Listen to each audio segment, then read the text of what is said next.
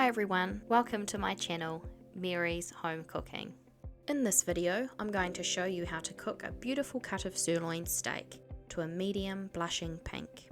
This video's a little bit different from what I normally do. I thought I'd record myself as it is easier to explain the cooking process step by step.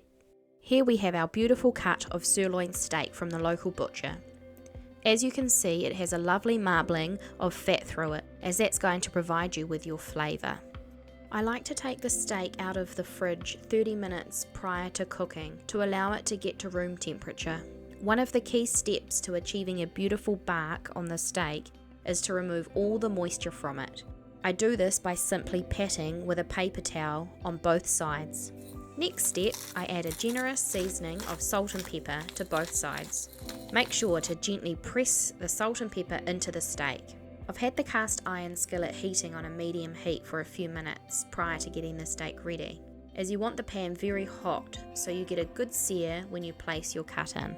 From here, I'm going to add a generous helping of olive oil to the skillet. Now I'm going to place the steak into the skillet for about 4 minutes. You should hear a good sizzle as it hits the pan. Once it's in, I'm not going to touch it at all. After about 4 minutes, I'm going to flip the steak. Make sure when you flip the steak to roll the oil around the pan.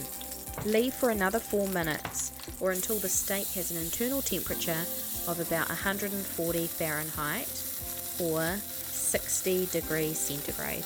Okay, that's looking like a good temperature. I'm going to take the steak out and place it on a board to rest for at least 5 minutes.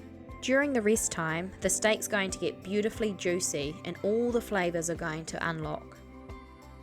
So I've now let that sit for 5 minutes. Now I'm going to carve it, and as you can see, I've picked the bluntest knife in the drawer, but we'll get there in the end. And there we have it, a beautifully cooked blushing pink steak. I like mine this way, but if you like yours a little rarer, adjust cooking time by about 1 minute each side. I just want to take this time to thank all of the people that have subscribed and to thank everyone who watches our videos.